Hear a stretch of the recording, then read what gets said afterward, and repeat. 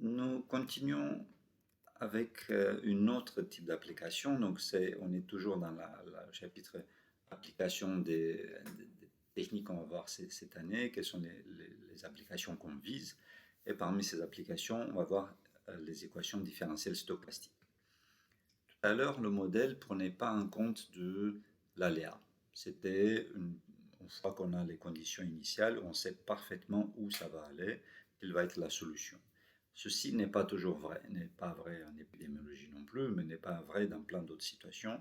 Et traditionnellement, une application où c'est clairement, ça peut poser clairement un problème, c'est en finance. Pourquoi? Parce que tout le monde aimerait bien connaître la valeur je ne sais pas quel indice boursier demain, parce qu'aujourd'hui, il sait s'il doit l'acheter ou le vendre pour devenir riche en une journée. Donc, c'est sûr, disons, alors qu'en épidémiologie, c'est une question peut-être plus philosophique, est-ce qu'il y a de l'aléa ou non, etc. Alors, en finance, c'est sûr, il y a certainement de l'aléa. S'il n'y en avait pas, tout le monde deviendrait riche d'un jour sur l'autre. Et donc, en finance, par exemple, il s'agit de scénarios. On sait que l'évolution des produits financiers n'est pas totalement prévisible. Il y a peut-être certaines parties qui ont plus d'inertie et qui se prêtent à une certaine modélisation, alors que d'autres non. Donc les équations différentielles stochastiques décrivent exactement ce genre d'équations. Donc comme des applications, il y a effectivement en finance, il y a aussi applications en physique pour les mêmes équations. De quoi il s'agit plus précisément? Donc, l'évolution contient une part d'incertitude. Vous avez vu, par exemple, au premier semestre, normalement, des théories de portefeuille. Le rendement de portefeuille, disons le rendement en jour, entre T et T plus 1, est donné par la variation de la valeur, donc ST plus 1 moins ST, divisé par ST. Donc, c'est une variation de pourcentage. Et celle-là, elle est imprévisible. Il y a bien sûr une partie qui peut être éventuellement intuitée, mais une partie elle est aléatoire. Et typiquement, un des modèles les plus célèbres, ensuite je ne vais pas dire s'il est vrai ou faux, je dis juste qu'il est très utilisé, il est, suppose que ce rendement entre t et t plus 1, ou entre t et t plus delta t, de manière générale, a deux composantes. Une composante mu fois delta t, ça c'est la longueur de l'intervalle. Là c'est un paramètre qui s'appelle tendance. Donc ça c'est un nombre réel parfaitement connu. Et puis ici il y a un terme inconnu. Assez souvent on lui met d'abord aussi un autre paramètre. Excusez-moi, ça c'est delta t, pas delta indice t, c'est le même ici là. Et donc ici, il y a un paramètre sigma qui est mis devant, qu'on dit être à la volatilité, etc. etc. Mais néanmoins, on voit que c'est une variable normale. Ça se désigne une variable normale. Donc c'est une variable aléatoire. Qu'est-ce que ça veut dire aléatoire? On ne connaît pas le résultat.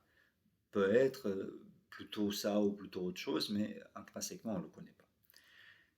Et donc, on obtient l'équation différentielle stochastique. Et donc, je vous encourage à consulter votre cours de processus stochastique. Vous allez bientôt en faire. On obtient donc comme évolution, S est une variable aléatoire qui évolue selon une équation différentielle stochastique cette fois-ci. Si on regarde la première partie, dst égale mu st dt, à la limite, si symboliquement on divise par st, on obtient st' égale mu st. Celle-là, c'est une équation différentielle ordinaire. Elle devient stochastique à cause du dernier terme qui fait intervenir Wt, qui est un mouvement brownien. Et donc, c'est les incréments de mouvement brownien qui ont des propriétés très très particulières qui rendent ceci, équation différentielle stochastique. Elle est écrite dans une forme un peu différente de la forme qu'on a vue avant. Ça veut dire que ce n'est pas une forme différentielle, tout simplement, par exemple, ds sur dt, tout simplement parce que ce n'est pas possible de l'écrire comme ça. Ça n'a pas de sens mathématique. Très bien, vous allez voir de toute façon ces concepts mathématiques, et je vous réfère à vos cours de calcul stochastique. Néanmoins, notre but ici, c'est de travailler avec ce genre d'objet. Et donc, on va faire des simulations. En fait, il y a plein de choses qui peuvent arriver. Et donc, ce qu'on va faire dans ces cas-là, on va travailler avec avec un ensemble de scénarios. Et donc, cette équation 1.4, quand elle démarre de point 100 ici, à l'instant 0, je ne suis pas sûr que vous voyez très bien, je peux un tout petit peu peut-être agrandir. Donc à l'instant 0, t égale 0, il démarre de point 100, et il y a plein d'évolutions possibles. Ça a l'air un peu aléatoire, mais ça ne l'est pas totalement. Il y a une partie d'aléatoire, il y a une partie de propriétés statistiques, et cet ensemble, par exemple, de valeurs finales A, sur variable roulant normale, par exemple, et d'autres propriétés statistiques qui aident en finance à donner des modélisations qui sont nécessaires. Par exemple, pour les produits dérivés. Qu'est-ce que c'est qu'un produit dérivé? Vous allez peut-être être déjà exposé à ce genre de concept. Les produits dérivés sont des instruments financiers qui n'ont pas d'existence indépendante. Leur existence dépend d'un sous-jacent. Par exemple, je sais pas, une action de CAC 40, L'Oréal, Total, etc.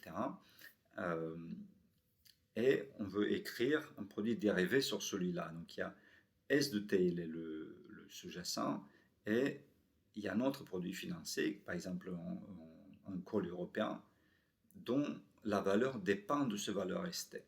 Je ne vais pas entrer dans le détail, on va discuter ça le moment venu. Cette valeur a une formule explicite, la dépendance entre S de T et le produit dérivé a une valeur explicite seulement à l'instant final, et à tous les autres instants, on n'en sait rien. La vraie réponse, il faut le savoir, et on n'en sait rien. Il y a des modèles qu'on peut par la suite imposer, mais d'une manière un peu autoritaire. On ne sait pas s'ils sont vrais ou non, mais on dit, voilà, on suppose que le modèle, par exemple, que le S de T satisfait cette relation-là. Est-ce que l'action, je sais pas, France Télécom ou Orange, etc., satisfait cette équation-là? Il faut vérifier. Pas toujours d'ailleurs. Mais une fois qu'on a supposé ce modèle vrai de l'évolution de ST, alors le produit sous-jacent qui dépend de ST, donc le call européen, le produit ici c'est le call européen, c'est celui-là dont on parle, sur une action, donc un call européen sur cette action. Donc ce call européen, par la suite, si ST suit le modèle qu'on avait donné, alors le call européen, lui, il satisfait une formule, par exemple, il est donné par cette formule-là. Et donc, vous allez voir en calcul stochastique également ceci. Donc, il faut faire plusieurs choses dans ce cas-là. Pas comme pour les épidémies, par exemple. Là, le calcul des scénarios ne suffit pas. Donc, d'emblée, on calcule les scénarios de ce modèle, et par la suite, on applique ce genre de formule pour, à partir des scénarios, calculer le prix de ce sous-jacent. C'est typiquement ce genre de calcul qu'on fait pour les équations différentielles stochastiques. On va voir tout ça en détail. À nouveau, il nous faudra des informations de convergence. Ici, la convergence, elle est un tout petit peu plus compliquée. Est-ce que tous les scénarios sont bien décrits, ou c'est juste des moyennes qui concernent les scénarios? C'est pas la même chose. Une, c'est une convergence forte, l'autre, c'est une convergence faible. Il se trouve qu'ici, juste les moyennes, ça suffit, parce que finalement, on calcule les moyennes sur des scénarios. Donc, on va discuter des propriétés des schémas numériques utilisés pour résoudre, pour trouver tous les scénarios de 0 à T majuscule. Et on verra quelles sont les bonnes méthodes, quelles sont celles qui ne sont pas bonnes et pourquoi. C'est important. On verra qu'il y a parfois des questions intuitives qui n'ont pas la bonne réponse, parce qu'il y a des questions qui n'ont pas la réponse intuitive qu'on attendrait. Et donc, on va faire une étude mathématiquement rigoureuse de ces schémas numériques utilisés pour calculer ce type d'ensemble de scénarios.